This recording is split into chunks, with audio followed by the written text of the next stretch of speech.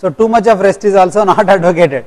I have seen one patient coming after 2 years like that, and one doctor kept on prescribing some medications and rest for 1 month, rest for 2 months. Ultimately he ended up in a rest for 2 years, and the government service servants called him, okay, you are taking so much of rest, let us also contribute to it, you are less rested for your lifetime. They have sent that fellow for cross checking whether this fellow was really feigning. In fact, that fellow was really feigning. It means he never wanted to go to a job, and he went to a doctor, he wrote rest for 3 months first, then he increased the rest for 6 months. If at all, if somebody comes to you like that, please don't ever prescribe such a rest. The textbook description for rest for backache is really 2 days only for acute mechanical backache, right? Hardly you can extend it to 1 week, depending on the condition. Maximum you can extend it up to 1 week, max 2 weeks or 3 weeks, not more than that. The more you rest, what will happen? The more you rest, the more the muscles go into a hypertrophy or atrophic kind of situation where they don't support your spine anymore. Ultimately these muscles have to support if at all something is going wrong because of degeneration in the spine. If they don't support, what will happen? You have an increased backache, right? So rest initially. Ice, if at all you have acutely had a catch in your back when you are going in and doing the gym, seeing that fellow is doing more, and if you do it without any restraint, you will ultimately end up in this backache, and for those acute conditions ice will work well. And then analgesics, as you know, muscle relaxants. I told you protective muscle spasm in that slide. Once the sinovertebral nerve is getting affected, these muscles also they go into a spasm so that they protect the spine from additional injuries. So this muscle spasm, unfortunately it is protective, but if it is spasmodic for too much of a time and too high amount of spasticity, that itself will cause pain. So muscle relaxants along with analgesics, they play an important role in treating of the backache. Next are neuromodulators, because I told you if it is a neurogenic backache, definitely you have to give something GABA inhibitors, right, glutamate inhibitors and GABA agonists, right, those things, pregabalin and all those drugs which have come into market are extremely useful to modulate the neurological responses which are causing the pain, right. Next is antidepressants, they have an extremely important role. Backache will cause depression, depression will cause backache. It is a vicious circle. So when it goes that way, antidepressants have a very important role in treating backache, and specific drugs on diagnosis. I told you, if the patient is having tuberculosis, you treat with all these things, it is not going to go. You have to use specific drugs like anti-tuberculosis treatment, that is medical.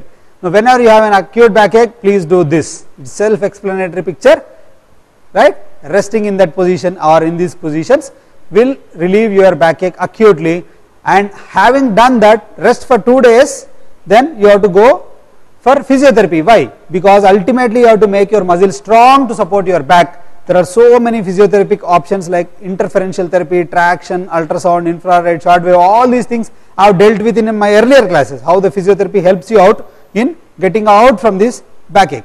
Then for some kind of situations, especially when there is an acute disc, once there is a disc prolapse, now we try to give this lumbar traction for 2 reasons: to increase the disc space and then to increase to relieve the muscles of the spasm. So it is protective for spasm as well as increase the disc space, and hence and you are making the patient lie down on bed, absolute bed rest. All these 3 things contribute to very good pain relief. Lumbar traction really works well if you have found out that the pain is because of the muscle spasm and the discogenic reason, and if you give this properly, patients will have very good relief. What about the belt?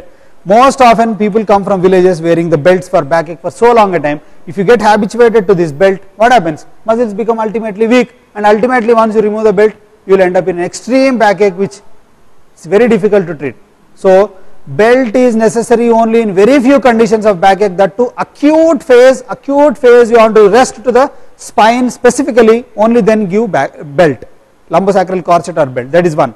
And early in the mornings, whenever patient is complaining of backache because of instability, then to support till the muscle tone takes over, you give a belt only for half an hour to an hour early in the morning or in an unstable phase. When the spine is in the unstable phase, you give this for only very short period of time. Rest all, back belt or lumbosacral belt has no role in spondylogenic backache. And there is one more condition where you want to increase the intra-abdominal pressure. Sometimes what happens is, if you have to increase if you have to maintain a spondylolytic spine going into listhesis in its place, we have to increase the intra-abdominal pressure.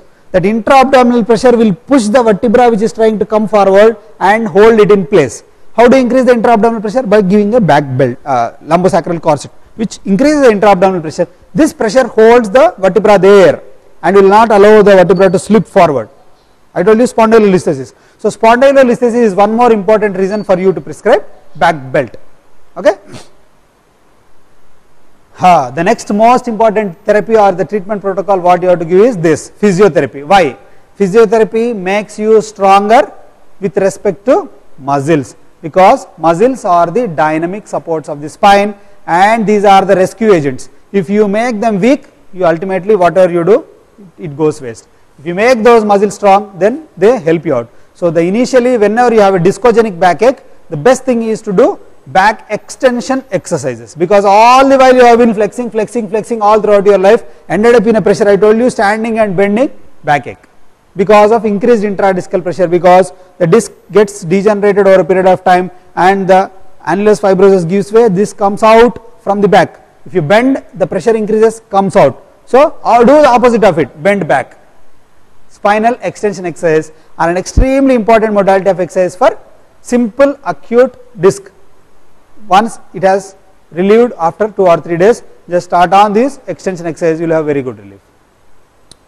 Now over a period of time, once you have done this extension exercise, you have to strengthen all the group of muscles which are supporting both from anterior and posterior. Then you can go to flexion abdominal exercise slowly once you have mastered the extension exercises, and these flexion exercises are extremely useful in cases of spondylolisthesis. But if at all you have to do tone up exercises for back, initially do the extension exercise and then go for flexion exercises which are to strengthen the abdominal muscles too. If you have too much of a belly, right, and if it is too fat and protruding forward, that's what most of the pregnant women complain of backache. So intra-abdominal pressure as well as the tone of the abdominal muscles is also extremely important. If you don't want to do exercise by yourself, think of some other person doing your exercise and then you can do it nicely. And the most important thing is psychology. I told you, nowadays yoga has a role in treating everything. So what I thought is, let me also go into yoga so that if done properly is a good modality of treatment for backache. What does this do? Acupuncture gives you a very good pictures like this, but the thing is, it is a pretty damn good placebo. Why some people have a very good relief with acupuncture is by doing this you are releasing some neuromodulators and you are stimulating the limbic system by some means, and hence you end up in endorphins getting released and suppressing these nociceptive reflexes coming. That is a gateway of pain theory that I told you in the spine. That is what happens in acupuncture. Okay, you can as well go for it because it gives you some pleasure, right? Then there are so many other modalities which are minimally invasive. Rather than going in for surgery, you can as well try these for definitive and indicated cases. Especially these are called as minimally invasive surgeries or modalities. The first thing comes is epidural steroid. Once you have a acute radiculitis because of this disc pressing on the root, there will be some amount of edema in the root. Because of the edema, already the neural canal compromise is there. By edema, the nerve has fallen to a certain extent, and because of this edema, you will have an exaggerated backache. If you can decrease on that inflammation at that irritated zone by giving a steroid, pain will come down temporarily, right? Till you get accustomed, we will decrease the pain by giving an anti-inflammatory drug directly into the epidural space. It is called epidural steroid injection, right? It is indicated only in acute backaches less than 3 weeks of age, backache of 3 weeks of age, right? Then sometimes, because I told you this nerve the disc getting degenerated, what happens is body tries to send in more and more vascularity to regenerate it, but unfortunately it doesn't happen, and as these blood vessels are going into the disc, they carry some amount of nerve fibers also, and ultimately these nerve fibers are sensitive for these pressures going on inside the disc, and ultimately you end up in increased backache over a period of time. So what they have thought is, if we can kill these nerve fibers within the disc by some means, either electrocautery or chemonucleolysis or some papain chemonucleolysis, whatever you do, these are the modalities of treatment to kill those nerve fibers within the disc. That is minimally invasive surgery. That is MIS. Now the MIS's part of it is wide open, right, surgical modalities, right. So once you have a backache, when do you want to operate? The one and most important one word answer that I can give you, if it is neurological, right. Once it has become neurological, right, you have to decompress the nerve which is getting compressed. So how do you decompress? Once suppose somebody is holding your neck, you are having a lot of pain, what will you do? Will you take tablets to relieve of this pain, or will you remove this? What do? Remove it. This removal is nothing but surgical modality, that's it. So when it has to be removed, it has to be removed. You can't become a medical management specialist for that. So when will you remove? When there is a critical compression on the cord, when you have motor, sensory and autonomic disturbances setting in, coming in, then you have to operate. What are all the surgeries you do? This is removal of the compression, is decompression. But sometimes when you remove it, the spine might become unstable.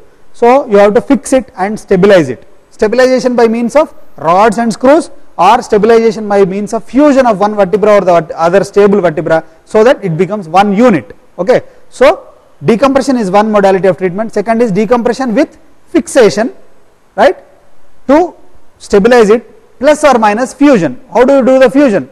You take two bony raw surfaces and keep some other bone there, so that that bone, this bone and this bone becomes one bone over a period of time, and hence you have a stable mass of bone there which is stable enough and not unstable, and it will not cause pain any further, right.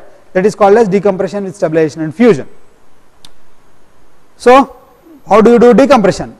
You do a hole in the lamina or remove the lamina, laminotomy or laminectomy, and sometimes if the disc is coming and pressing on the root, you remove the disc, and nowadays this is a fashion, disc replacement.